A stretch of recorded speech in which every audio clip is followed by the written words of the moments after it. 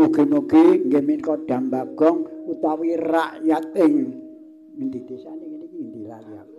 Ngantru. Nah, wilayah kaliyan Kabupaten Trenggalek sakipun sedaya. Mbok bilih wonten Uru Raja Uru Getih Cinelung balung tinumpuk ancak sujen glondong pengareng-areng ilango suker sakit godha coba rencanane kantuna segar kuwarsane teguh rayu saengga akhire sumangga ulun ki dalang kula aturi nggih menika supados amurwakala wonten ing Dambagong ya to para panitia ing Dambagong yen pancen kaya ngono ing desa Ngantru kene lan rakyat kabeh ing Dambagong kene aja nganti ana sukerta ilango suker sakit godha coba rencanane karya segar kuwarsane teguh rayu selamat aku minangka kangge lantaran Kang Maha Kuwasa sing bisa nresikaken Karang Pradesan ya kuwi ing Ngantru utawa Dambagong kene. Nuwun nggih. Kakang Panjak Kyai Gaju Gajah. Wonten dawuh pangandika dalang. Aku bakal amrwakala nampane pasrah ya kuwi sepisan ya kuwi para rakyat ing Dambagong lan ya kuwi utusaning penjane Bapak Kepala Desa ing Ngantru lan sak para perangkat-perangkat lan inggih para wakil-wakilipun ing Kabupaten Trenggalek pramila dina sakmengko Kakang Badranaya nampani pasrah supaya nresikaken ing Ngantru Dambagong aja nganti ana sukerta ilango suker sakit godha seger ayu adem tentrem ya kuwi kabeh para kawula ora ana sukerta lan ilango suker sakit godha coba rencana karya seger kuwarsane teguh rayu selamat saengga akhire jaman ala umah amin Kakang Pajak Kyai Gajah elingno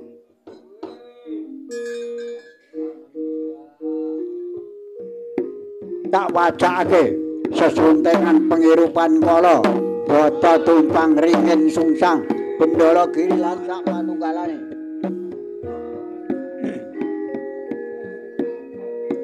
wong wilahe Mas Kuncana Mas Kuncane Kang Tapa Labuwana Kang Kesampar Kang Kesandung Kaidran Kang Kelungguhan ingkang Keriaan ingkang Kejemberan ingkang Kasukeran ingkang Keperjinan ingkang Kaguran Kang Tapana sak jroning Bagong Kang Tapa sak jabaning Bagong Kang Tapana sak jroning omah Kang Tapa sak jabaning omah Kang Tapa sak lebetingipun Ki Ageng Minak Sopal kula minangka kanggusane mugi-mugi ngen kula nuwun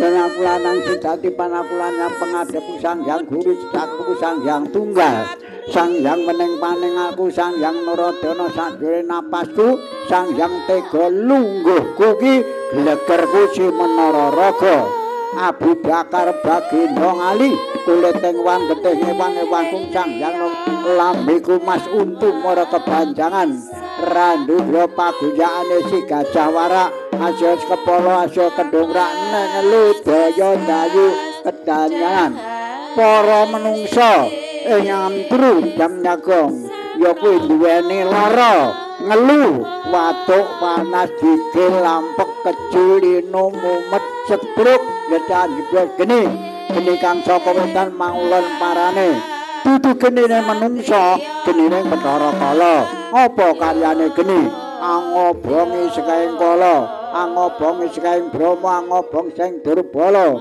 angobong sing Sepata ingkang ala sepatane yang kaki-kaki sepatane nene sepatane bopolan biung sepatane sanak tuwa sepatane sedulur tuwa sepatane awak dhewe ilong upadara padha sira lumakuwa rinewat dalang sejati sampurna lebur wilayah panakulanang sejati panaku madhep mangetan tak punjang di Bendara Giri rubur sejagra kang ngono kula tak puja cunamuti bojoku Bendara Giri panaku madhep mangidul padang jakatku kang idul terus ora ana aling-alinge panaku lanang sejati panaku madhep mangulon padang jagatku kang kulon terus ora ana aling-alinge panaku lanang sejati panaku madhep mangalor padang jagatku kang lor ora ana aling-alinge panakulanang sejati panaku tumenga marang akusa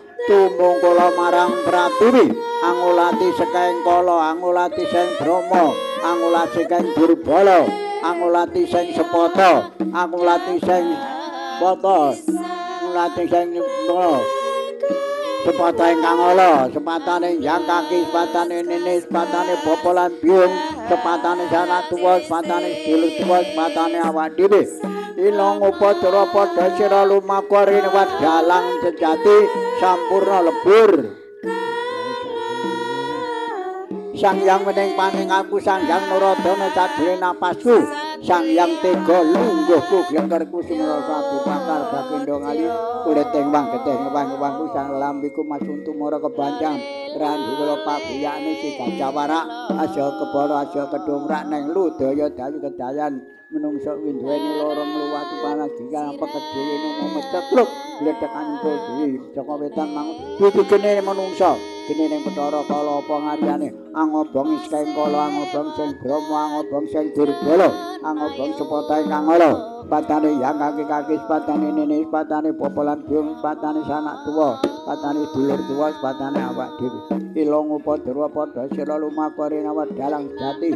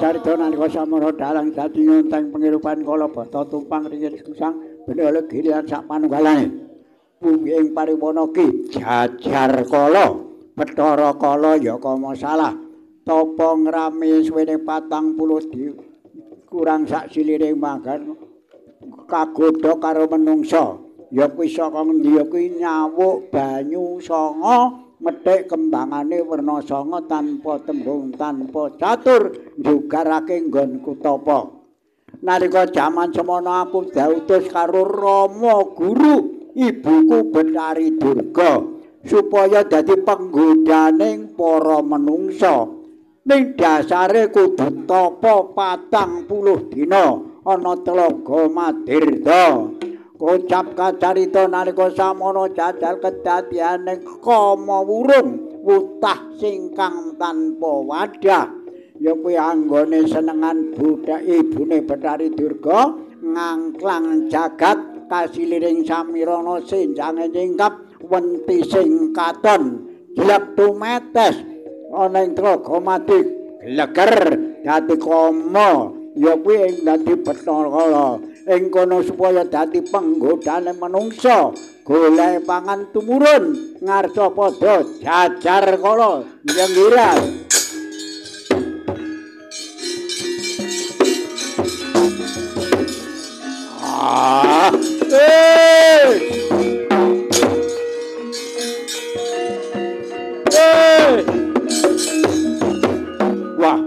wah bareng aku iki mau lumaku ngetan bener. Ya. Karo Rama Guru Ibu Betari Durga supaya dadi penggodaning menungsa. Ing kono aku tapa ngrame suwening 40 dina. Ora jangkep 40 dina. Ya, kautus Rama Guru ya. Bareng aku ora jangkep wonten ana menungsa nyawuk banyu sanga methik kembangane werna sanga tanpa tembung tanpa catur marang endi menungsa ki ya tak golekane ngetan bener kono coba mbok menawa kepethuk.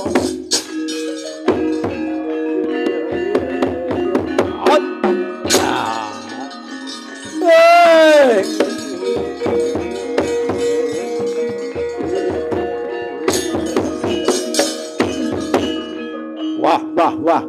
Aku ning dalan prapatan kok ora weruh lor kidul iki. Apa nglangkaya temimeng leh kulumaku iki. Nah, iki tan bener iki suarane ana dalang ruwat iki. Nah, tandane nganggo gamelan kempule kaya gemak melung, kethuke kaya jagat cegu, kenonge kaya bumi wahing, kendhange kok kepleking menungsa. Sing ngenong Sukadi, sing ngempul Wakidi, gonge kurang seru lenabo. Suwukane sing banter lenabo, pecah diganti sesuk. Lah ngono, sing seru ae lenabo. Ya, tak golekane ketan bener kene. Wah.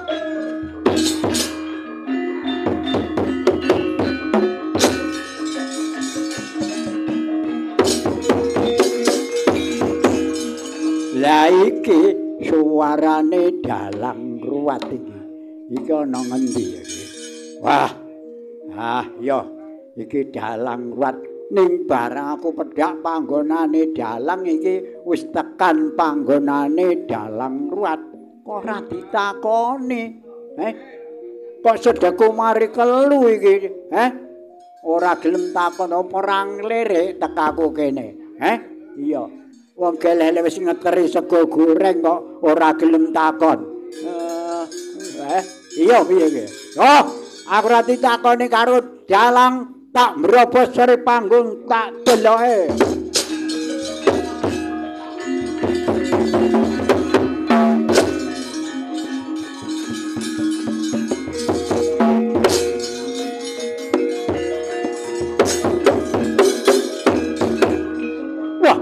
Wah. Ya iki lho.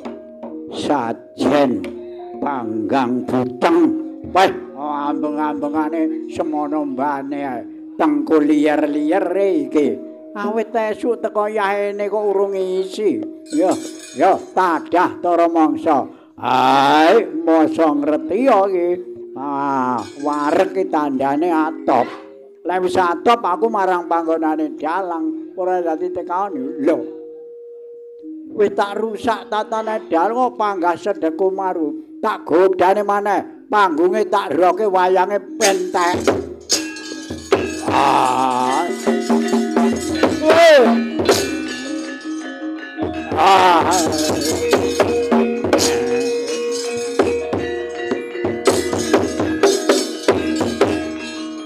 Kakang Panjak Kyai Gaju-gaju. Wonten dawuh pangandika dalang jupukna tumbakku waja landheane kayu jati kanggo nyloronge jajar kala Bathara Kala ya kama salah kena waduhe ben brodol waduhe kena lengene ben putung. Wah, kowe weruh marang aku to. Lungguh sing kepenak jajar kala aja gemprang-gemprong kaya sapi bengah ngono. Iya, tak lungguh pinggir kene wae. Lungguhe sesek iki sajane. Tak lungguh pinggir. Jajar kala, Bathara Kala ya. Apa dalang? Tekamu kene ngrusak tatanane pengruwataku. Sajen mbok tadah para mangsa. Ya kuwi ambengan mbok ora tarik kuwi tak wenehi lara ngelu watuk panas tak sedakne lumpuh. Kowe ngrusak tatanane dalang ruwat. Kowe tak cemplungne kawah candra di muka daduh deka padha dadi intiping neraka kowe. Neng alam donya ki ya ana paukuman, neng kanane besok ya ana paukuman. Lek tumindakmu neng alam donya ngrusak tatanane dalang ruwat, ora awakmu ae. Lek neng alam donya tumindake ngrusak tatanane dalang ruwat, lawang swarga ditutup, lawang neraka dingane blak kowe tak kandhani. Lek tumindakmu ning alam donya ya kuwi slingkuh saya maneh. Oh, lawang swarga ditutup, lawang neraka dingane blak. Kowe besok disetrika ping 200. Oh. Allah, kok kaya wedok dalang. Aku lek disetrika ping 200 ndak ya cemet to dalang. Iya kowe tak kandhani ta. Iya. Lah ya sebab apa to dalang? Aku tekan panggonamu ora mbok takoni. Ngretya jajar kala yen aku pinuju reruwatan aja lamak kowe. Para sanak kadang para pepundhen ing Mbak Dambagong lak ana ngape ya ki ageng minak sopal kene sing padha nunggoni yen durung cukup anggonku murwakala ora bakal pisan-pisan tak takoni. Wah, kaya ngono kuwi jalang ya. Buta mukir tekad murang tata dirga ngasasa buta sing ora ndarbeni sebut kowe ditemplung kalah.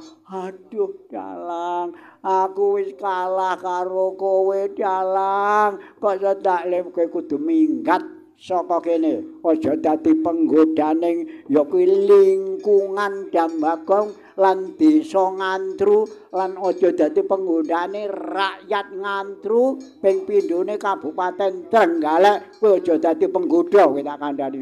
Lah lek ora mbok ruwat ora iso ngalih, lah wong kok sedakne lumpuh to dalang. Lek aku supaya ngalih, aku ruwaten dalang ben ngalih saka kene dalang. Lek ono epek-epekmu garno tak wacane ben minggat saka kene. Iya dalang, aku ruwaten ben aja dadi penggoda ning kawula ing Dambagong utawa ing desa ngantru dah. Iya. Kakang Panjak Kyai Gaju Gajah taben gamelamu tak ngruwat jajar kala.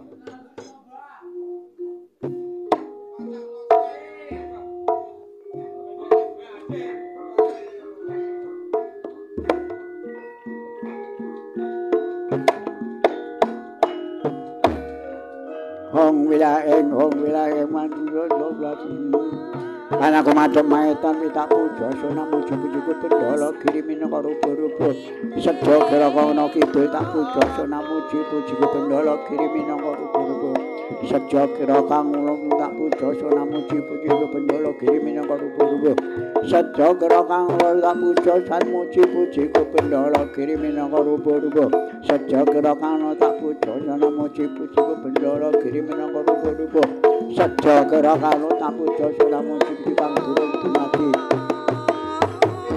bumi kepala neng mustakanira dirga ure ana rambute lemah branjing ana ngudheke lemah bambing ana pilingane lemah mongol neng bathuke lemah galersana alise surya kembar ana netrane sumping landak ana granane naga ngelak ana cangkeme rajak wesi ana untune kendheng rejeng ana ngebame watu kumplasa ana ilate upas mandi ana idune lemah grunggungan ning dadane lemah besuk ning wetenge puser bumi ning pusere lamem dungkul ana poloke lemah pekok ning tungkae nyakar ning delamane nokro landhep ana kukune Setra waris pangruwate iki dalang sejati sampurna lebur awu musna ilang.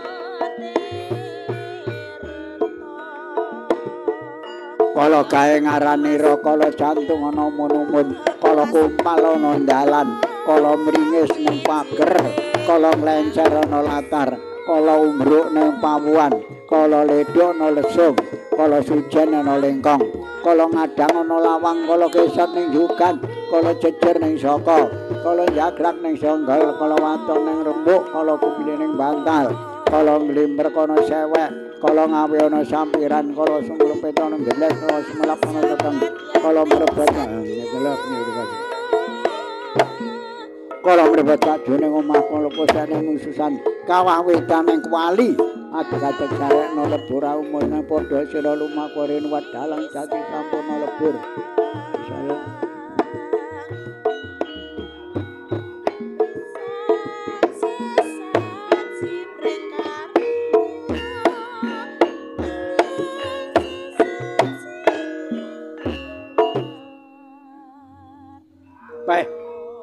bareng aku sembok ruwat kaya seger sumbyah dalang kowe kudu minggat saka kene aja dadi penggodane ya kuwi ing Dambagong lan rakyat ing Ngantru kene ya kowe kudu nisih ning pesisir kidul kok adoh temen lho dalang waspadakno sebagian alase gundul kenthenge dirusak menungsa.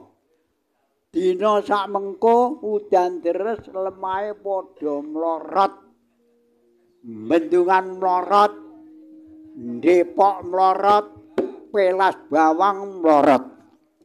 Munjungan ya mlorot. Sebab apa? Akibat alas gundul. Mulane kowe kudu anak-anakmu para kala jan bareng sak lakumu.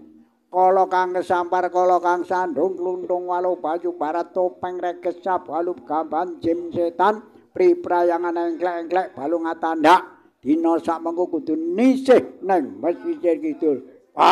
Ngono kowe tak sangoni. Mbah sangoni apa? Tak sangoni gula gimbal, gula grising jenang rena lima. Tak sangoni. Ya, iki ora ngantemi sinden aku lah. Ngono kowe dalang. Ya. Kowe kudu ya dalang. Iki anak-anakmu para kala padha ndelik ning Sorbuk, ning Ceren, ning omah-omah kosong. Kerik lampit brungkat kimpul dina iki kudu nisih wis ya. Ya dalang.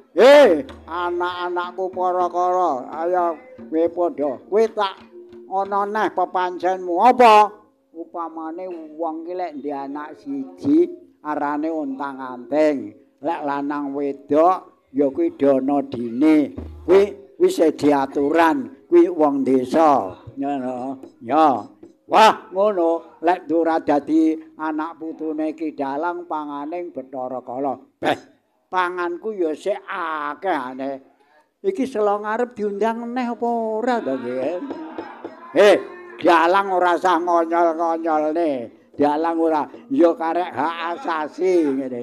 Dene Dambagong besok selo ngarep lek isih seger kewarasan dene diundang neh ya matur nuwun. Iya. Syukur bagi lek wayangan sewengi utuh, kelire gedhe, ora ming kaya ngene. Gamelane genep, pelok slendro. Iki mung gamelane ora genep. Jereke ya kuwi tukane mbakku separo baku jereke iki mengke. Ya, ora dadi apa. Dalang ki ora usah ngomongne opah. Ngono lho, tenan.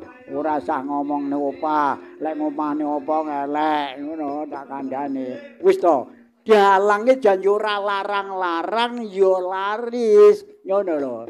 To. Selawe JT 1000 lek ora mlaku.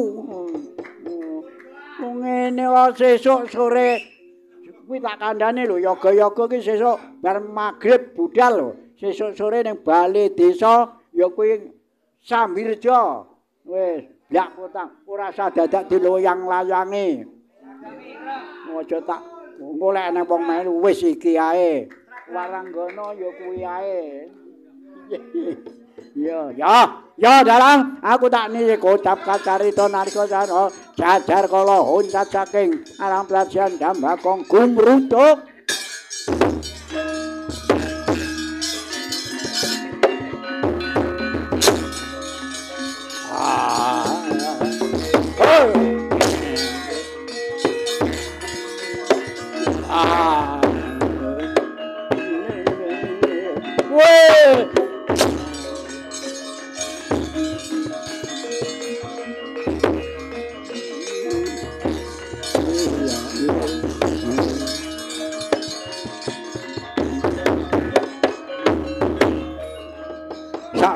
jajar kala sadalang sedakep seluku tunggal tupi bahawan menawa sanga ngeningaken aji pancandriya panca lima ndriya pangangen-angen ngangen-angen limang perkara karajut gembleng dadi sak juga uninga tanuninga pirsa tatan pirsa gandha datan kagandha rasa datan karasa dalang nyuwun api saking duk segeni kangge nglamput tilasing kala ingkang wonten Dambagong tumurun grana den wawas batur mapan boten gedene sak lumbung Bandung urupe makantar-kantar kangge nglamput tilasing kala tumurun sak menawa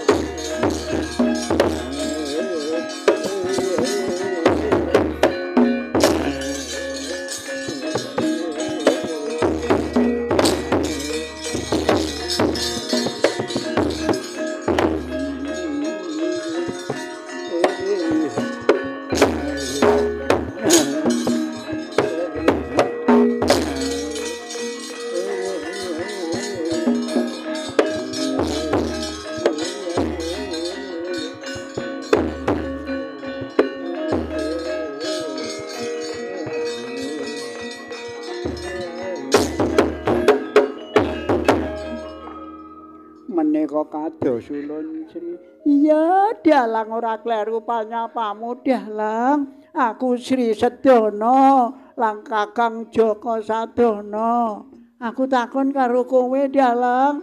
Nalika aku tapa ning perpat kepanasan, ana angin silir-silir ngalor parane. Apa bener kowe sing ngundang aku? Nggih, sebab kowe ngundang.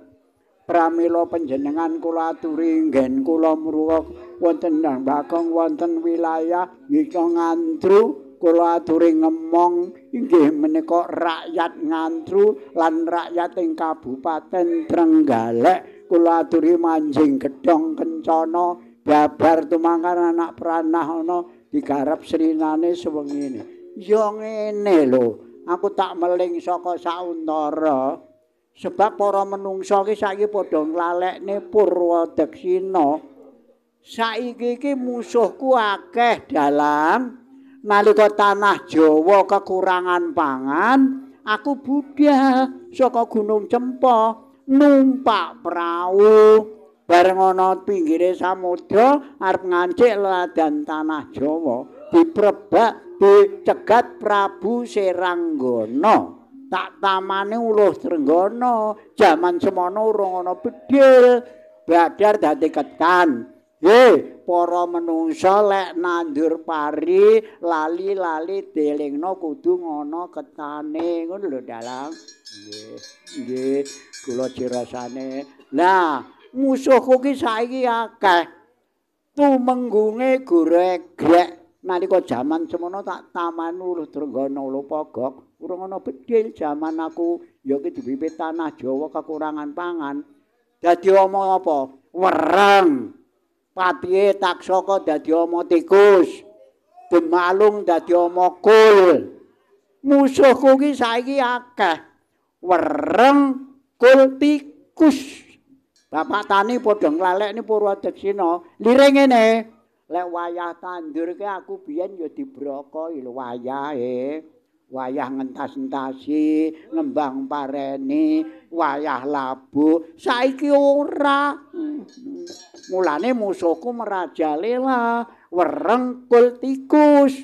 Ana maneh musuh anyar sing diarani potong leher. Kuwi angel banget golekane obat. Wis to, kok obati apa wae? Angel banget kadung merajalela. Sebab menungsa kuwi nglalekne Purwadaksina. Lek wayah ya kuwi tandur aku dibrokoi. Lek wayah ya kuwi labuh, lek biyen wah aku ya sumerat ning wilayah rumah sakit etane ning sawah biyen padha ngethukne janur kuning terop. Saiki ora. Mulane musuhku akeh. Ya meling lho dalang aku ya. Lek aku supaya ngomongi para rakyat kawula ing Ngantru utawa wilayah Kabupaten Trenggalek meling sautara dinggolan ora tetep meling nggih. Lek biyen ditirepi saiki dirite digepuke. Lek biyen ditutu saiki apa? Diselip. Kalah karo selipe mubeng ngono lho dalang. Kandhanono ya lek wayah mabuh kae lek dadi beras barang kae lho ya dalang kandhanono lek biyen lendoko ana ndaringan lembung peceklik ki duwe saiki ora tawasne lendeleh ning kebo apa ning ngeblek ngono lho lek esuk-esuk rakyat ngantu rene lek arep njupuk beras diketak bapake kon gawe sarapan kae lho. Jogane disaponi sing resik dhisik. Syukur bage jembangane dikebaki lek duwe. Syukur bage wonge raup, adus, jungkasan klemis mening baru njupuk beras. Syukur bage lek saiki modele nganggo masker, ana maneh keamanan. Ya kuwi paling penting lho dalang, sanura biar ngaku nguwasne jogane jembrung awake komrot-komrot raupe ora digetak bapake kon ndang sarapan. Wah, ngono. Ngangge kotang pedhot sisih. Ora pas dalang iya. Ngono lho dalang. Lah, ngono. Kebersihan ke penting lho dalang. Syukur bage jungkasan klemis mening cut ngangge wedak pupur. Lambene digencu. Wong lanang ki weruh pacakan meninge ngedukne tensi. Tenan lho. Maune tensine 170 bareng roh wong macak alise ditambahi lambene digencu karek 120. Tenan lho. Wong ki ngene lho dalang. Wong lanang ki roh pacakan mening alah gopoke. Wong ki saiki ngene lho. Ora nom, ora tuwek, ora apa, ora nggale, ora kampak. Nomor 1 duit.